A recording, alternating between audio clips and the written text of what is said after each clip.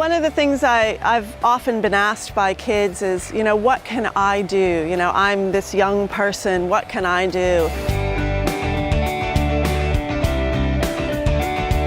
The opportunity to be working with kids in school groups to really be educating the next generation is a really fantastic thing.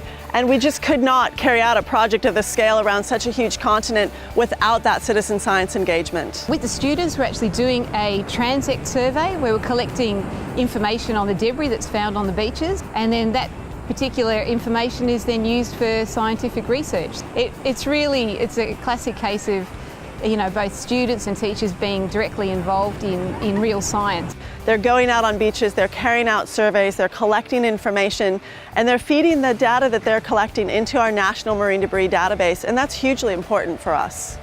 It's not complicated at all.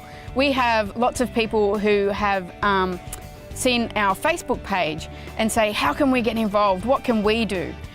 And we send them our methodology. We have a web page and the methodology is up there. Anyone can download that, read it, and go out and do it.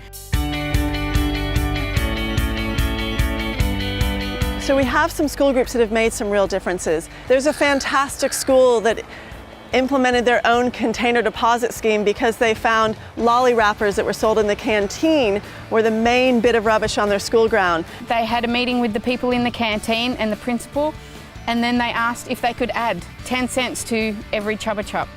And so when the ladies in the canteen sold the Chubba Chups, they added 10 cents.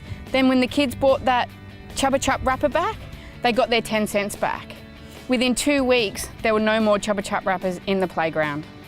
The fact that those kids came up with their own solution, which is really appropriate, really easy to do, and it completely wiped out that problem on the school ground, those are the things that make a difference.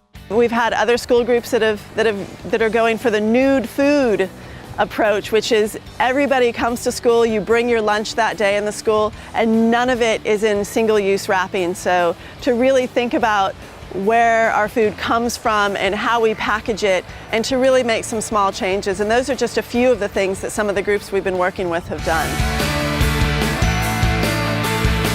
I'm going to definitely make sure I pick up my rubbish each time we go to the beach for like a picnic or anything like that. I'm trying to buy more plastic containers and maybe look into having a collection depot, see if we can start picking up more rubbish and stuff. So get people to put their rubbish in the bins and not just put it on the beach and litter. I'll probably try and look for a recycling bin. We all can change now. There's very simple methods that we can all do at home, at work, to help this. It's not too late at all. Reuse and recycle. Put your lunch in a plastic container and take it and come back and use that container again. Keep refilling your drink bottle again. Don't buy bottled water, just refill your drink bottle out of the tap.